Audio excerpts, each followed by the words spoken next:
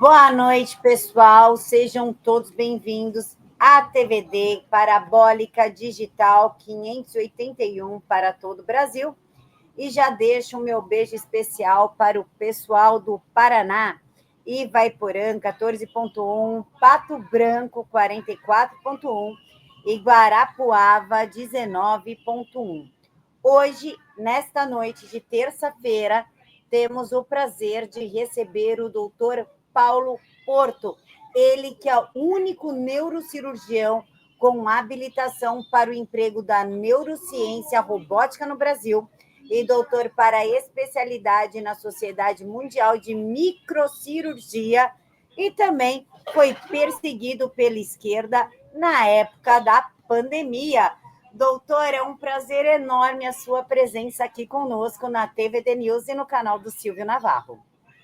Obrigado, Camila. Agradeço a oportunidade, viu? Doutor, eu sei que o tempo do senhor é curto, então eu já vou começar a encher o senhor de pergunta. Como é que o cérebro processa informações que desafiam as crenças previamente estabelecidas? Tipo, a ciência determinou e eu vou tomar uma picadinha sem qualquer teste. Olha, Camila, a gente tem algumas áreas cerebrais que elas são responsáveis pela análise do contexto, não é? Então, a principal área relacionada a isso é a região pré-frontal, do córtex pré-frontal. É ele que possibilita, por exemplo, quando você está assistindo um filme e nesse filme tem uma cena, por exemplo, de um homicídio, de um assassinato, é ele que possibilita você ficar calma, deitada, comendo a sua pipoca, assistindo aquilo, porque você entendeu pelo contexto que aquilo não é realidade, que aquilo ali é um filme, não é uma produção cinematográfica. Essa região, ela obviamente, ela é ativada no nosso dia a dia, para tudo. A grande questão que entra na equação aí é o medo. Então, o cérebro ele funciona com níveis de funcionamento, né? Então, você tem o nível mais elaborado, que é esse onde é feita a análise do contexto, de toda a situação, etc.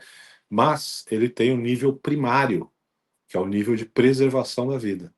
Então, sempre que você se sente com medo de alguma coisa, ameaçada, esse nível primário de preservação da vida, ele é ativado. E uma vez que esse nível primário ele é ativado, ele tem a prioridade e assume o controle em cima de você.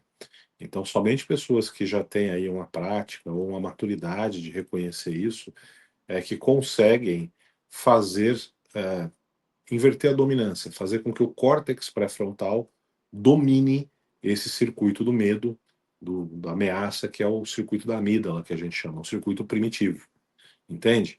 Então, se você não tiver treinamento, se você não tiver costume em reconhecer as suas reações corporais, etc., é muito possível que o medo te domine e que você ponha o seu córtex pré-frontal, que faz análise do contexto, de escanteio. E aí você vai reagir no instinto, no medo, e aí você não vai ser capaz de julgar o contexto.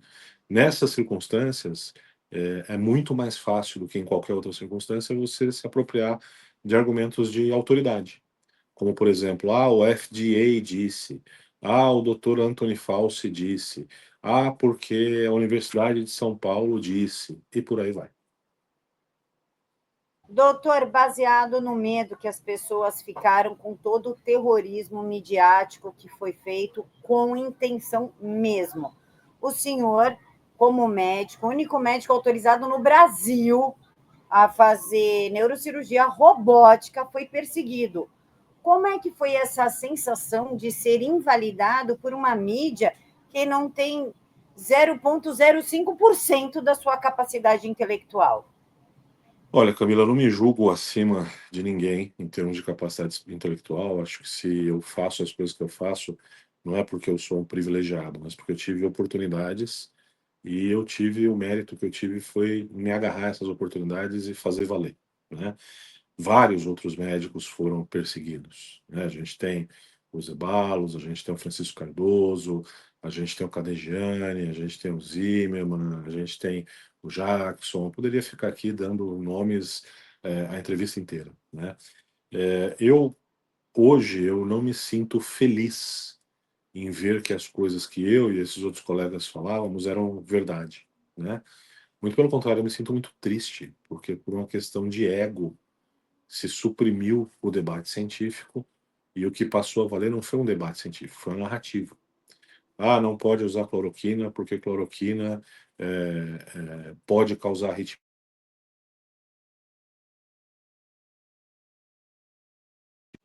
Tem décadas. Para quê? Para tratar o seu lúpus, por exemplo. A funcionária que trabalha em casa, por exemplo, ela usa há décadas e nunca teve nada de efeito colateral. Hoje, por sinal, acabei de ver os exames de controle dela de função de fígado, que todo mundo falou que a cloroquina pode dar dano hepático. Estão melhores que os meus. Tá? É, enfim, outras coisas como a gente viu a demonização da vitamina D, que é um negócio que não tem o menor cabimento, né? Então a gente viu pessoas que deveriam ser isentas, muitos jornalistas, inclusive, e que infelizmente não estavam nem aí para a isenção. Ou, enfim, acreditaram no que diziam para elas, ou resolveram simplesmente apoiar um dos lados, como se saúde tivesse lado, né? E se aferraram à narrativa. Porque ciência mesmo, não se aferraram à ciência, porque a ciência pressupõe livre debate de ideias, que se chegue então a um resultado cientificamente válido. Então isso realmente hoje não me causa prazer dizer, ó, tá vendo, a gente estava certo quando a gente falou do lockdown. Ó, tá vendo, a gente estava certo quando a gente falou que esse vírus ele tinha sido objeto de engenharia, que ele tinha se originado em Wuhan. Olha, a gente estava certo quando a gente falou que o estudo que dizia que a cloroquina matava as pessoas era um estudo mal feito, feito com a dose que essa ia matar mesmo, né? Até suco de laranja, se você tomar demais, mata. Então, infelizmente, a gente viveu essa época, né? E hoje ainda há uma dificuldade. Alguns assuntos a gente vê que nas redes sociais, principalmente, eles são interditados, né?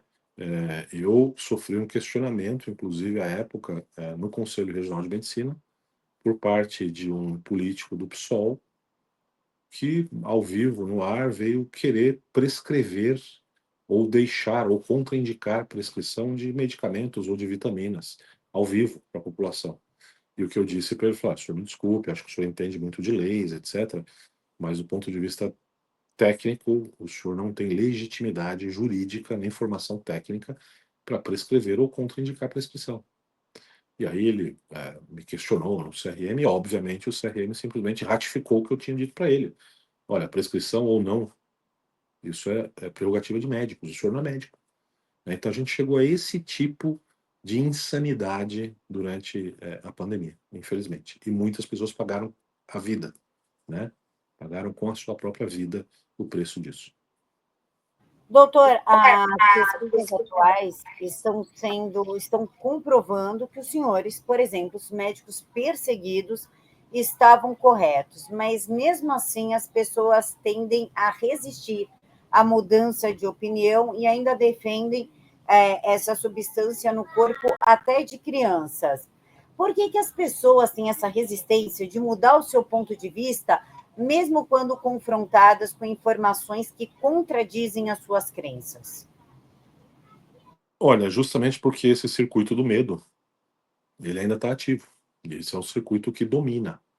Então, é muito mais fácil você convencer alguém empregando medo, terrorismo, do que você simplesmente pedir para que empreguem a razão. Além do mais, existe o fato de que os efeitos colaterais da proteína spike, eles não são sentidos, por vezes, de imediato. Eles demoram algum tempo para aparecer, né? Mas eles vêm.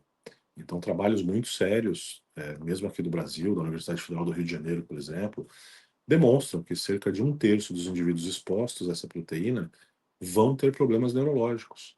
Um outro trabalho recentemente publicado mostra que pessoas que têm sintomas atribuídos à exposição a essa proteína persistem com esses sintomas após 2 anos do encerramento da doença ou da exposição à vacina que produz essa proteína.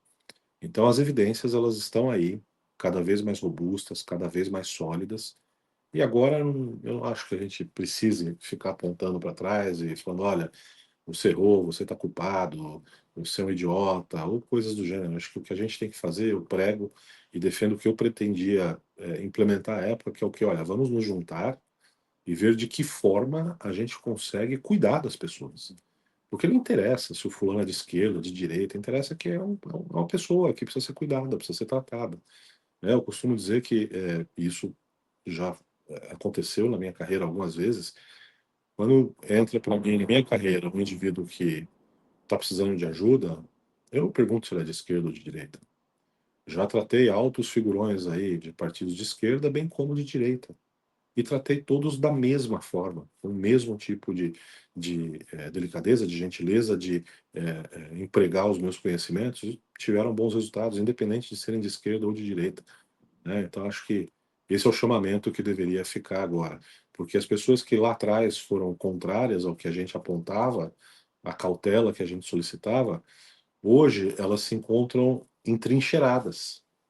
Elas ficam sem graça de admitir que elas estavam erradas, porque isso custou a vida de muita gente. Não é?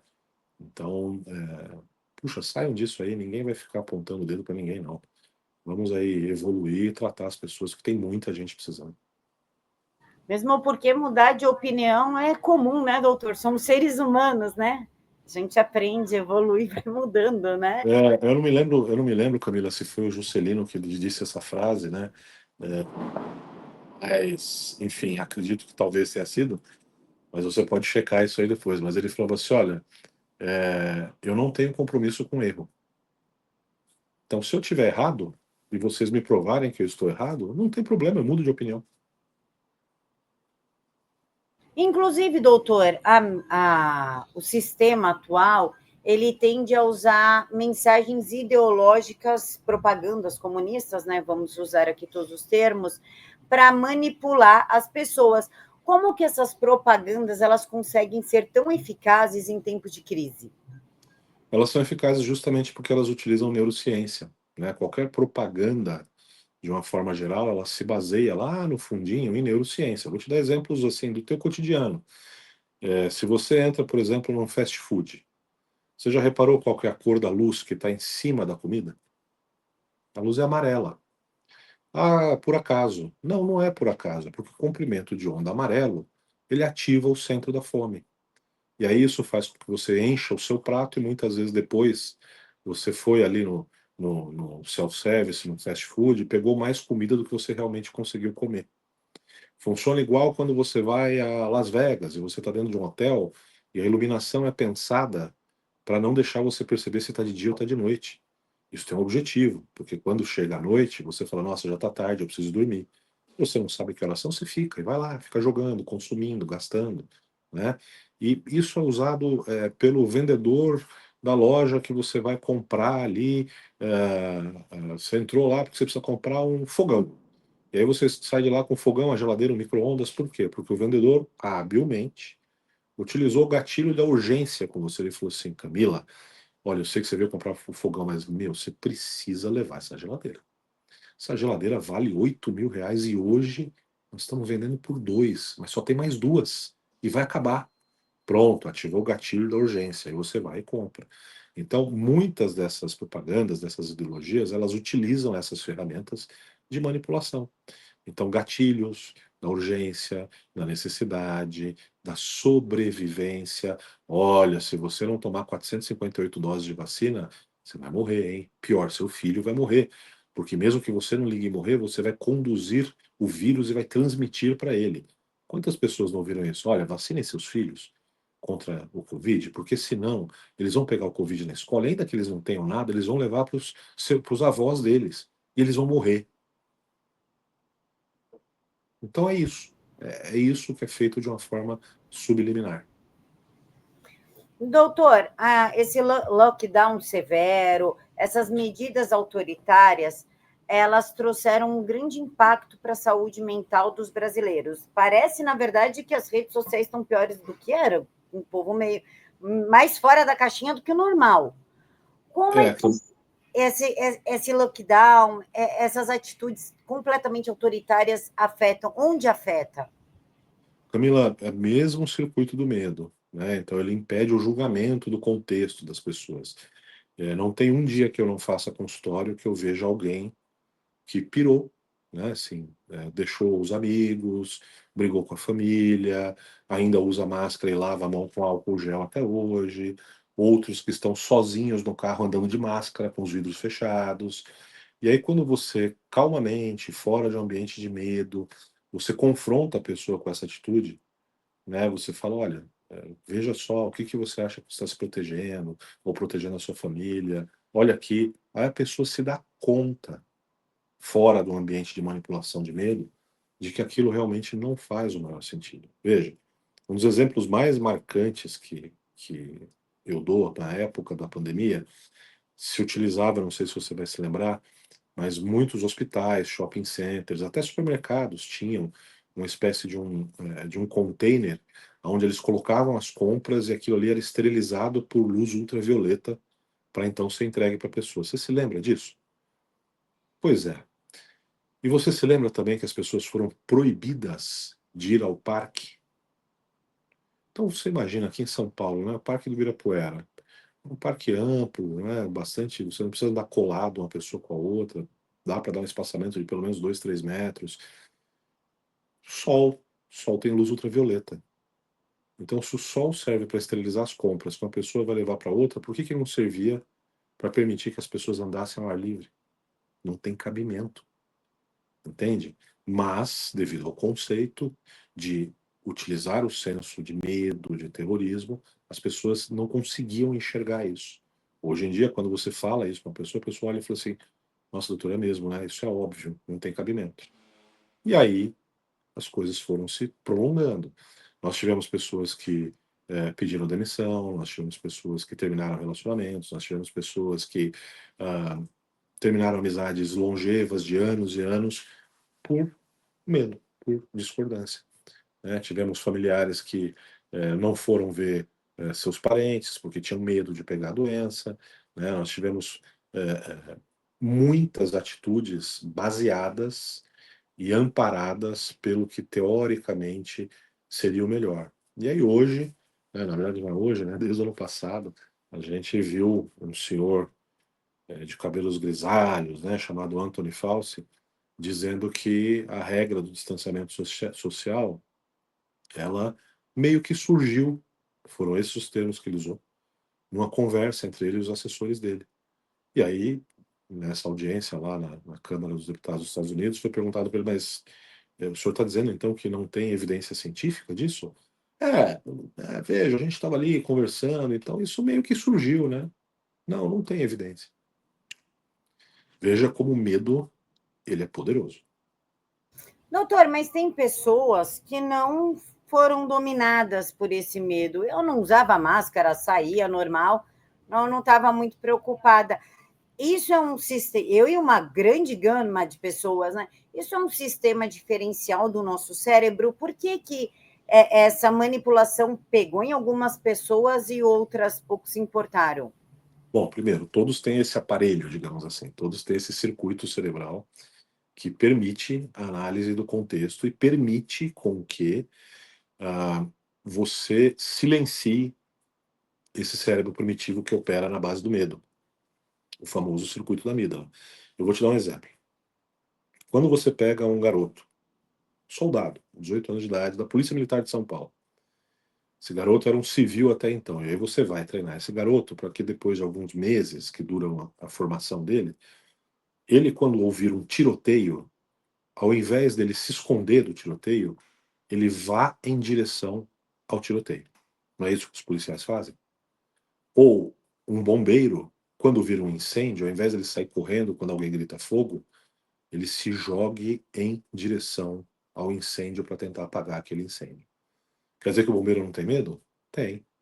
Quer dizer que o policial não tem medo? Tem também. Eles são pessoas normais, só que eles foram treinados, eles aprenderam a reconhecer e a dominar ao medo e fazer com que o córtex pré-frontal prevaleça e domine o circuito da amígdala. Algumas pessoas já têm isso inato, já têm essa capacidade meio que desenvolvida. Outras, ao longo da vida, lidaram com situações que desenvolveram essa capacidade. Outras não. Outras são mais vulneráveis a esse tipo de situação. Doutor, como que a propaganda política, essa que nós vivemos todos os dias, pode alterar as estruturas cerebrais a longo prazo? Porque tem estudos que mostram que a exposição prolongada a ideologias alteram as redes neurais, né? As redes neurais elas vão sendo alteradas porque você vai meio que criando uma realidade paralela, né? E aí tudo que está fora daquela realidade, como ele contradiz alguma coisa que é essencial para você, você tende a desacreditar. Por quê? Porque se ruir aquilo que é essencial para você, a sua própria existência fica ameaçada. E o medo mais fundamental que o ser humano tem é o medo de não existir. Então ele precisa garantir a existência dele a todo custo. Veja o que foi feito, por exemplo, com a humanidade séculos atrás, onde a Terra era plana, a Terra não era redonda. E aí, quando surgiu Galileu, que falou: olha, a Terra é redonda, isso gerou uma crise de identidade tão grande, ao ponto das pessoas falarem: bom, mas se eu deixar de acreditar que a Terra é plana, eu posso, puxa vida, ameaçar todo o sistema que baseia a existência humana. E pessoas foram presas, mortas, queimadas, porque tinham uma visão diferente do dogma estabelecido até então. Doutor, para a gente finalizar, como é que o cérebro Vou melhorar minha pergunta. Quais são os mecanismos neurobiológicos que explicam a vulnerabilidade do cérebro humano à propaganda de desinformação e a uma dominação totalitária? Por exemplo, o que aconteceu na época de Stalin, de Hitler, agora que nós estamos vivendo, que não pode citar o nome do cidadão, mas a gente chama de Tutankhamon.